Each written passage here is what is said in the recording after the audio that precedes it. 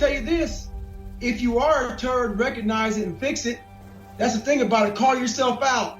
We live in a world where everybody has to have that nice talk. You gotta have that soft, nice talk where we don't want to tell you that you're fat. We want to tell you that you might eat a little too much. Maybe you should not eat that today, or maybe you're just a little big bone. Maybe you're thick. No. Yeah. If you're a turd, you're a turd. If you're fat, you're fat. If you're not keeping up, you're not keeping up. You just gotta call it for what it is. If you're a piece of shit, like me, I used to be a lying piece of shit, insecure, afraid of life, low self-esteem. So I created a human being that people would like. I created a false man, which is why now people say, man, why are you so daggone like this, whoever you are? Because I finally found a lot of peace in the fact that I no longer give a shit what people think about it. This is David Goggins, take it or leave it. So you got to get to that point in your life where you're willing to fight yourself to get to where you need to go. It all starts with that reflection in the mirror. In my book, I call it the accountability mirror. You can lie to everybody in the world, man. Everybody. You can lie to everybody in the world, man. You can't lie to yourself. Because if you're any kind of man or woman, that shit will haunt you. It will haunt you to death. It will eat at you because you will know I am not who I say I am. Right. And if you have any kind of character whatsoever, it will eat at you, man, like a bear eating at a daggone meal. So it starts with the accountability mirror. And it starts with you putting a Post-it note up on the accountability mirror. I am fat. I am this. I am that. And then put another Post-it note beside that you're fat on the ways how you're going to start to change that. And then every morning you go brush your teeth, wash your face, whatever you're going to do, look at that Post-it note and look at it and make sure it bothers you. Check yourself. Evaluate yourself honestly. Are you doing what you can do to be better? Are you maximizing opportunities? Are you every day doing everything you can to live the most eminently worthy life you can live? Ask yourself those questions. And when you realize that you fall short, that we all fall short, when you realize that, then get yourself on the path to correct those shortfalls by going out there and getting after it. A lot of times in life, you find yourself in a moment where you know it's time to change. I want to encourage you right now. It don't matter if you're in your teens. If you know you need a change, let's make a change. If you're 50 years old, if you're 70 years old, and you know that you need to make a change, stop delaying things. Stop avoiding the inevitable. Make a change. Okay? A lot of us speak in hollow words. I used to speak in hollow words. I don't do it anymore. Everything that comes out of my mouth has substance. It's real. And we all have these feelings in our bodies, in our minds, in our souls. I act on mine. A lot of us who are afraid of something, we allow our minds to choose the path of least resistance, so we go a different route. If I'm afraid of something, it's telling me you must do this that. thing. You must do that. Yeah. You have to go that way. And most of us don't understand that mentality. We go left and we wonder why we haven't fulfilled something in our lives. It's because we continue to take the journey that is mapped out.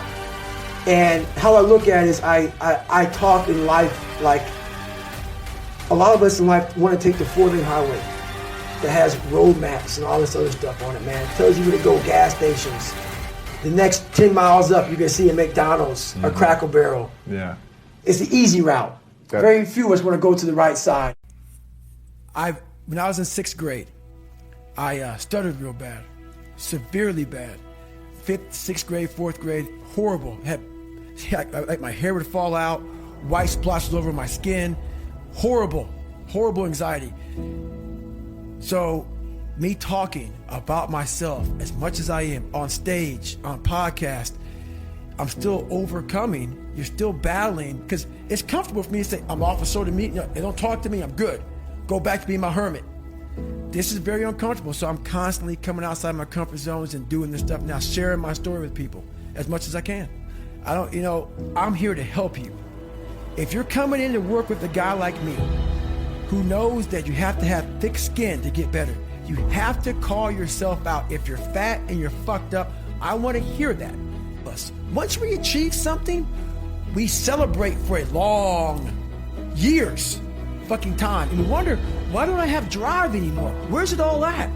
If you don't develop a routine of suffering, and suffering is not like go out and kill yourself every day, it's being uncomfortable. Yeah. That keeps you hungry every day. If you live in your victories for so long and say, I'm gonna go challenge myself for 30 days or for 2 weeks or run this one marathon, and it ends, I did one marathon. Okay? That's why it leaves you. It leaves you because you haven't set up the next obstacle. Obstacles is how you grow. You must continue to have friction. Friction is where growth is at. There's no friction, there's no growth. We cannot listen to theorists. So what theorists do is they take 100 people and they study the normal people of the world. They're all studies. There's a whole bunch of people outside the normal they haven't done studies on. They haven't done studies on the people who are seriously great. They take studies off of normal people. You cannot live in that normal mindset. You must be your best on your worst day. And how you do that is you cannot think of a normal mindset. So I got a lot of questions over the holidays. The one major question I got was, how do I finish where I start? I get 2 weeks into it, and then I stop. Well, this is the thing about it. People forget one thing about me. I used to be you. I used to be a fat guy, a guy that didn't care much, a guy that got D's and F's in school, a guy that blamed other people, a guy that was under mediocre. I wasn't even average. So this is the thing about it. I'm going to tell you what people don't want to tell you. Why you stop is because you're lazy. It's because you don't mind getting bad grades in school.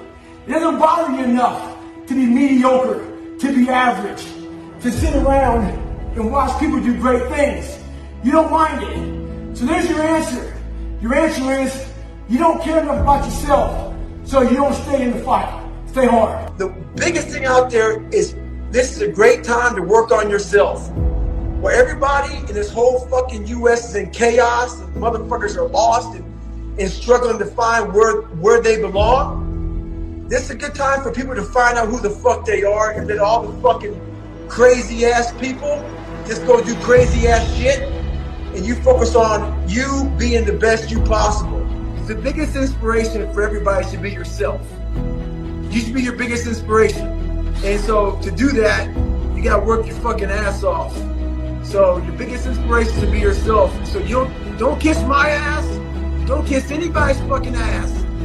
And figure out yourself and be your biggest inspiration, man. Be your own fucking hero. But here's some steps that are going to help you as you evolve in making a change for the better. Step 1, change happens little by little. It's not something that's going to happen overnight. So you can start to make this change, but it might not work for you, but you got to get started.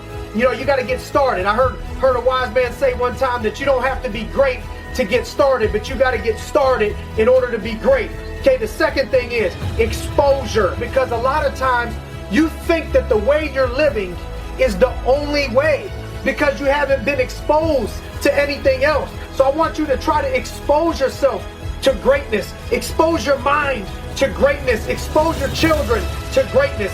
Step 3, make decisions. Don't be that person, hey, where you want to go to lunch today? Where you want to go? I don't know. Where do you think? I don't know.